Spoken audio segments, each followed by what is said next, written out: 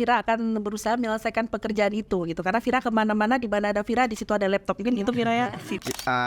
Kita tes ni yang penting yakin hati Kak. Oh iya. Jadi Vira punya tips dan triknya. Yang pertama kita harus Jadi kami harus 3 bulan harus tunggu SK dulu. Apakah untuk P3K ada jenjang karirnya? Betul sekali. Ya. Jadi ayah saya sebelum saya ujian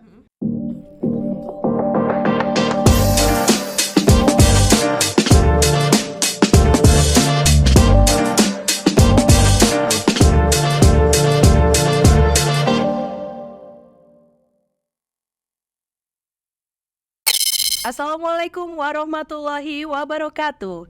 Setelah akhirnya vakum dan istirahat cukup lama, bagaikan putri tidur yang terbangun karena dicium pangeran, akhirnya Agratalks Kanwil BPN Provinsi Aceh muncul kembali.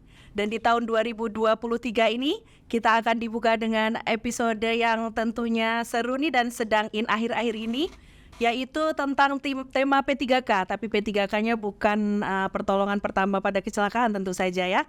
Dan di sini kita juga sudah ada teman untuk ngobrol-ngobrol ya, teman-teman yang akan berbagi pengalaman dengan kita. Yuk kita sapa-sapa saja, siapa orangnya? Assalamualaikum, selamat sore. Kayaknya lemes banget ini, sekali lagi lah saya. Antara lemes, tegang, atau takut. Padahal ini bukan ujian loh, ini kan semuanya pejuang yang hebat ya. Harusnya lebih semangat. Selamat sore, assalamualaikum semuanya. Waalaikumsalam warahmatullahi wabarakatuh. Selamat sore juga. Ya, ini antara takut ditanya macam-macam nih kayaknya nih. Oke, coba perkenalan dulu nama dan juga ini kan mereka semua ini adalah P3K yang baru di Kanwil BPN Provinsi Aceh. Dan kita minta mereka sebutkan nama dan juga jabatannya. Oke, dimulai dari yang paling cantik tentunya. Silakan. Karena nggak ada cewek lain. Memang cantik. Assalamualaikum warahmatullahi wabarakatuh. Perkenalkan, nama saya Safira Yunita. Alhamdulillah lulus di jabatan ahli pertama penata pertanahan penempatan di Kanwil BPN Aceh. Oke, penata pertanahan. Baik, ya lanjut silahkan sebelahnya.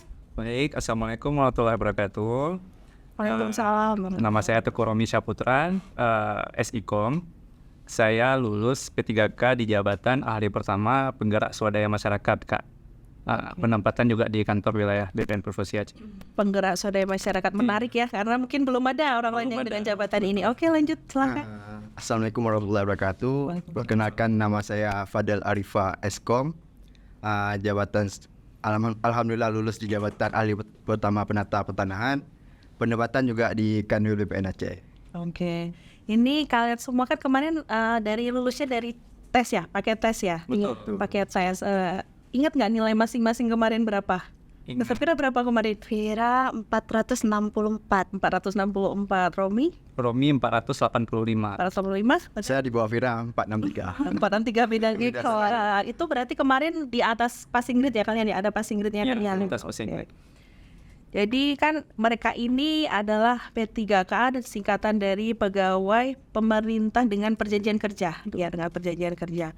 Lalu kalau boleh tahu nih, mungkin salah satu aja bisa menjawab mengapa kalian memilih P3K bukan PNS gitu, atau kenapa sih P3K gitu? Mungkin bisa jawaban jujurnya. Safira mungkin? Jujurnya karena nggak ada pilihan lain ya.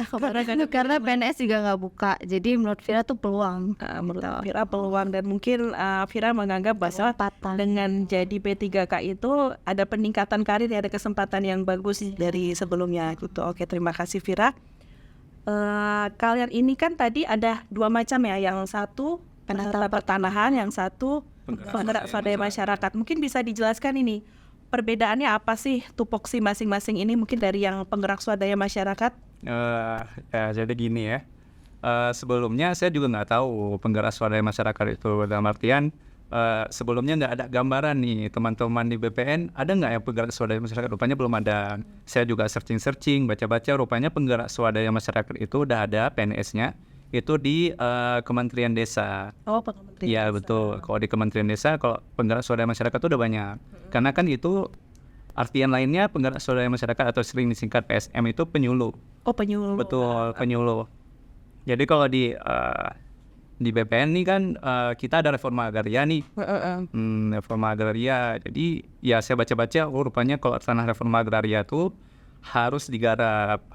Jadi kan mungkin banyak di daerah-daerah terpencil banyak masyarakat mungkin kewalahan atau mungkin juga acuh untuk menggarap tanah-tanah reforma agraria, jadinya ya nggak jalan, nggak tergarap, sehingga ekonominya ya nggak meningkat gitu. Nah, jadi kemarin kebetulan pas dibuka P3K, SIKOM, Sarjana Ilmu Komunikasi itu cuma ada untuk PSM. Jadi kebetulan kayak itu mungkin kesempatan saya. Di penata pertama juga nggak ada. Ya udah saya tes dan alhamdulillah lulus. So alhamdulillah lulus. Jadi istilahnya mungkin gini ya, penggerak swadaya masyarakat kan kalau reforma agraria itu asetnya, mungkin ini lebih ke aksesnya ya. Betul. Oh, aksesnya. Oke, nah, baik teman-teman, tadi sebelumnya ya, di beberapa hari sebelumnya kami juga sudah menghimpun beberapa pertanyaan dari teman-teman tentang P3K. Apabila ada pertanyaan, dan nanti setelah sesi ini nanti kita akan bacakan beberapa pertanyaan yang akan dijawab langsung oleh teman-teman P3K. Oke, ini boleh ceritakan sebentar mungkin proses yang dilalui, mungkin tahapan dari awal bagaimana bisa menjadi P3K, mungkin dari pendaftaran sampai proses tesnya apa saja, mungkin bisa dijawab bergantian ini, dari proses pendaftaran, terus gimana tesnya apa saja gitu. Mungkin salah satu dulu, mungkin apa ya, Romi dulu mungkin. Nanti tips dan trik baru kita Vira ke Fadel dulu. Romi lagi. Jadi coba saya ceritakan sedikit mungkin ke teman-teman yang sekarang kan lagi tes P3K juga nih kan. Mungkin jadi motivasi juga. Tetapi di masa kami dulu ya, semua PPNPN lebih tepatnya, kan kami juga dulu PPNPN, itu ada pemetaan pegawai kontrak gitu di lingkungan Kementerian ATR. Kemudian di situ jadi kesempatan kami mikir kayaknya memang kesempatan kami di P3K, karena PPNPN pada masa itu ada rencana mau dihapuskan. Jadi kami mikir mungkin kesempatan kami di P3K, ya udah kami belajar untuk P3K. Itu kemarin tuh dibuka pendaftarannya kalau nggak salah saya di Desember 2022. Jadi penerimaan P3K-nya tahun anggaran 2022. Ya, Fadel ya? Betul. Kemudian setelah kami menyelesaikan administrasi dan sebagainya, alhamdulillah juga lulus administrasi di SSC ASN. Kami tes tanggal 26 Vira, 26 Maret 2023, itu tepatnya di bulan puasa kalau salah saya masa itu. Kemudian pengumuman kelulusan di bulan 5 ya, bulan Juni ya, pengumuman kelulusan itu udah dengan sanggah juga. Alhamdulillah kami bertiga yang di Kanwil gitu ya, yang di Kanwil itu lulus sebagai P3K. Total yang lulus di masa kami itu 20 orang. Betul, 20 orang. Ya, gitu. 20 orang. Mungkin Fadil bisa menambahkan ya, dari mungkin penambahan apa yang dijelaskan dari Romi, dan juga mungkin sedikit tips dan triknya mungkin. Fadil silahkan. Baik, terima kasih Kak. Seperti Pak Romi sampaikan tadi, memang di awal tuh ada pendataan non-ASN. Saya termasuk orang yang nggak masuk ke dalam pendataan tersebut, karena kan saya belum 2 tahun bekerja di BPN sebenarnya. Kemudian setelah pendataan tuh dibukalah seleksi P3K nih, dan dibukanya minimal bekerja di bidang pertanahan itu 2 tahun. Iya. Jadi sebelum saya menjadi PPPN, kebetulan saya sebagai tenaga honorer selama 1 tahun di bidang pengadaan tanah. Jadi kalau pengalaman sebenarnya sudah lebih 2 tahun ya, tapi mungkin bukan sebagai PPNPN. Karena persyaratannya bukan PPNPN 2 tahun, tapi bekerja di bidang pertanahan ya. 2 tahun ya. Jadi dibuka, saya daftar seleksi berkas segala macam. Alhamdulillah lewat. Memang kita tes ini yang penting yakin hati Kak. Oh iya, penting nih teman-teman, tes yang penting yakin dulu. Yakin dia. Karena ketika kita udah menjiwai, misalnya kita mau ngambil P3K nih, kita harus betul-betul menjiwai dia. Kita harus kita persiapkan juga apa-apa sebelum ujian, tentunya kan setelah lewat berkas segala macam, kita persiapkan apa-apa yang harus kita pelajari. Apalagi kita daftar di pertanahan, otomatis yang harus kita pelajari ya yang berkaitan dengan pertanahannya. Pertanahan kan nggak cuma terkait sertifikasi atau segala macam, ada itu pengadaan tanah, ada pengukuran, ada kayak Bang Romi sampaikan tadi, ada Redis, ada PTSL, itu termasuk soal-soal yang ditanya ketika ujian. Dan jangan lupa doa orang tua itu sangat penting. Iya, doa orang tua betul sekali. Jadi ayah saya sebelum saya ujian itu berpesan sama saya satu, jangan pernah lepas Allah tuh maha pemberi. Itu saya mulai dari rumah sampai saya habis ujian nggak lepas di mulut saya tuh, Allah tuh maha pemberi. Oke, hebat banget ya. Itu saja, Kak. Oke, gitu Kak. Makasih banyak sharingnya Fadel. Dan untuk Vira nih, mungkin Vira kan perempuan nih di sini kan. Mungkin Vira lebih punya trik-trik mengenai belajar nih gimana? Apa selama ini Vira bakar soal-soal diminum air atau gimana Vira belajarnya? Sebenarnya untuk P3K ini kesempatan untuk kita kan udah bekerja deh sebelumnya. Jadi saat kita bekerja kita bisa sambil belajar gitu. Bekerja sambil belajar. Apalagi orang-orang kanta itu kan pasti langsung turun ke lapangan kan ya. Jadi soal-soal yang ada di ujian nanti itu sangat relevan gitu. Mereka pasti tahu seperti itu. Jadi Vira pun sebelumnya kan bukan di bidang di tata usaha. Jadi memang Vira belajarnya perlu lebih ekstra daripada orang-orang yang ada di bidang gitu. Oke. Jadi Vira punya tips dan triknya. Yang pertama kita harus bedah dulu nih kisi-kisinya. Bedah kisi-kisi, oke. Ya, jadi kisi-kisi itu nanti dipublish di web ATR BPN. Oke, kisi-kisinya Berupa dipublish ya pengumuman sebelumnya? itu Oke, dari oke. sekjen. Terus nanti dikasih tahu di setiap jabatan ada kisi-kisinya. Kayak Vira tuh sekitar 20-an item gitu, kisi-kisi gitu. Oh, ada ya kisi-kisinya ya. Jadi persatuannya tuh Vira cari peraturannya gitu. Tanya-tanya ke orang bidang gitu kan. Jadi setelah itu kita kumpulkan peraturannya, terus Vira coba membaca sih Kak, karena kita butuh banyak membaca. Banyak membaca. Jadi ini tadi mungkin Poinnya. mencoba meringkas yang Vira sampaikan ya. Jadi sebelum ujian itu sudah dipublish dulu kisi-kisinya itu. Jadi kayak kerangkanya mungkin soal-soalnya. Terus Vira mencoba mencari aturan yang terkait dengan kisi-kisi itu, kemudian membaca. Memang kita tidak boleh ya malas membaca, karena sebenarnya kuncinya mungkin belajarnya lebih ke membaca. Selain tadinya bagi mereka yang sudah mengerjakan itu mungkin sudah lebih pengalaman, tapi mungkin bacaan ini terutama aturan, karena kalau aturan kadang-kadang kita Berbeda dengan ini kenyataan. iya betul. Mungkin Sapira atau siapa tadi? Sapira tadi yang menjawab tentang kisi-kisi soal, mungkin Sapira bisa jelaskan lagi nih ada yang tanya kisi-kisinya ya di mana? Apakah ada kisi-kisi yang berkaitan dengan analis SDM? Ini kan mengenai kisi-kisinya, bisa Sapira terangkan ulang mungkin gimana tadi? Ya boleh. Jadi untuk analis SDM tahun 2022 belum ada ya. Nah jadi nanti ditunggu aja di web ATR BPN. Nanti mereka akan publish kisi-kisinya itu berupa pengumuman gitu dari sekjen. Berupa pengumumannya Iya, ada suratnya berarti ya? Ada suratnya. Di situ jelas dan detail sekali apa-apa yang harus kita belajar. Jadi kita belajarnya tuh lebih terarah gitu ya. Oke, belajar. Tepat sasaran ya. Ya. Jadi kalau nanti sudah keluar kisi-kisinya, teman-teman bisa mempelajari nih kisi-kisinya, kemudian mencari soal mencari aturan yang terkait itu, dan jadi belajarnya itu lebih terarah. Jadi kita benar-benar mempelajari apa yang memang menjadi kisi-kisi di jabatan yang kita lamar, tidak perlu terlalu luas belajarnya gitu ya. Oke, pertanyaan berikutnya, kapan terima SK yang optimalisasi? Aduh, ini berarti teman-teman coba dong lapisan ini ya. Untuk sekarang kayaknya belum ya, tapi teman-teman gini pengalamannya gimana terima SK-nya itu kapan? Sabar ya kita. Sabar. Kalau pengalaman kami itu kan kami TMT-nya pada saat itu 1 Juli. TMT 1 TMT-nya 1 Juli setelah pengumuman di bulan 6. Itu kami terima SK kalau nggak salah di akhir bulan 9. Akhir bulan 9.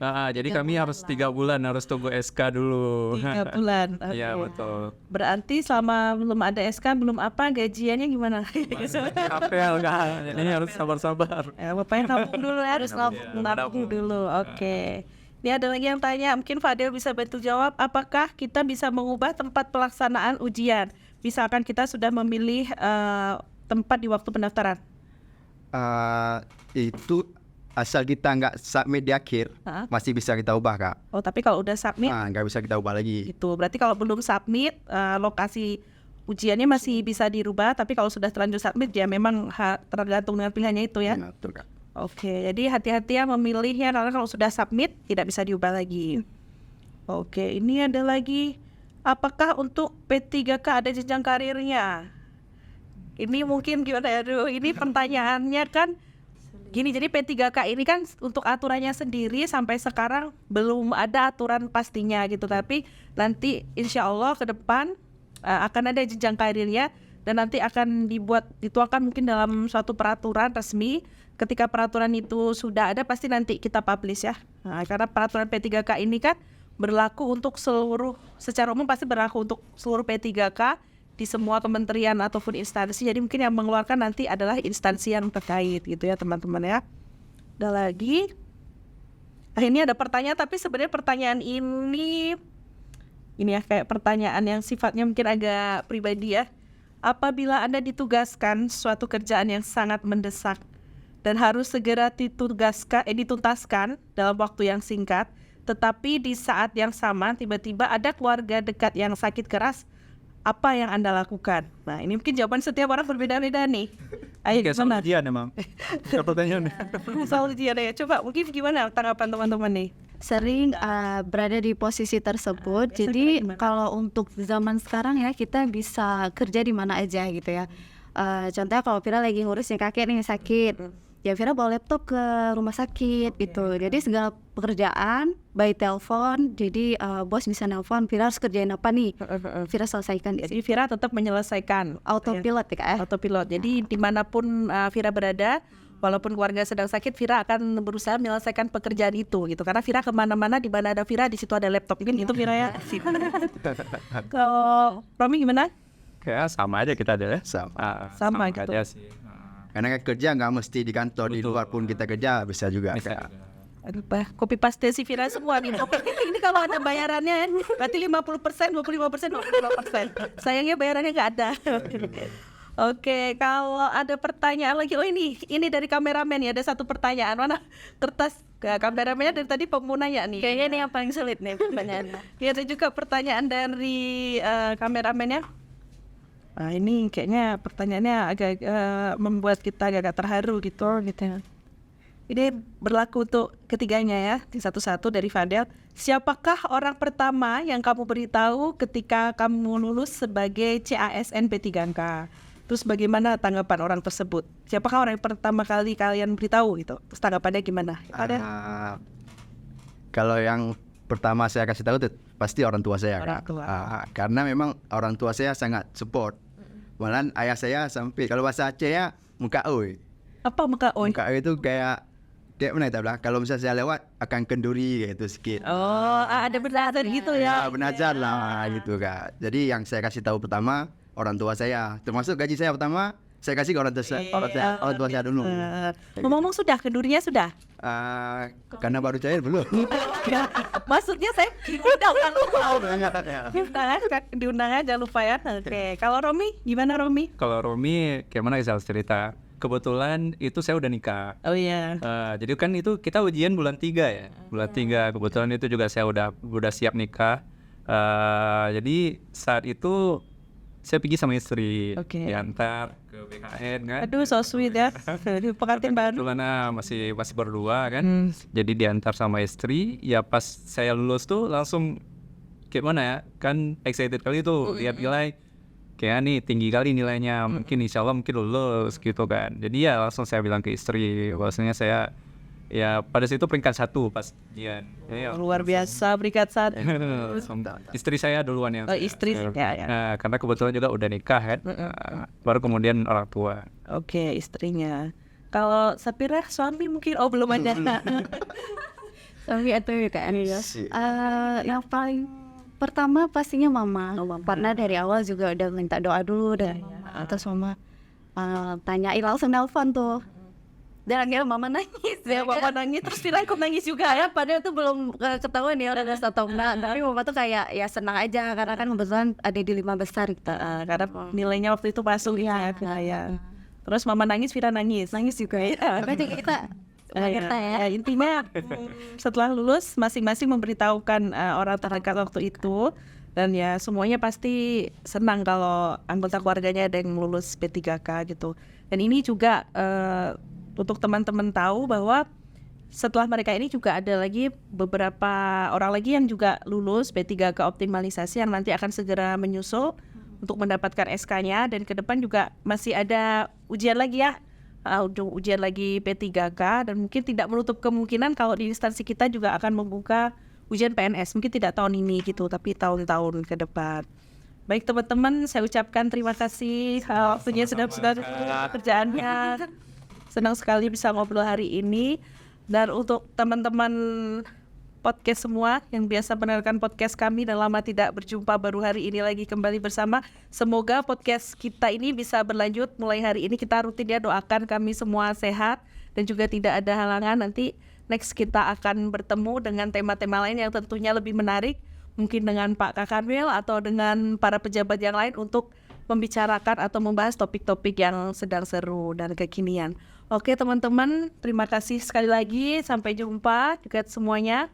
Untuk menutup podcast kita pada hari ini akan saya tutup dengan pantun ya, dari teman menjadi kekasih. Sekian dan terima kasih. Assalamualaikum warahmatullahi wabarakatuh. Waalaikumsalam warahmatullahi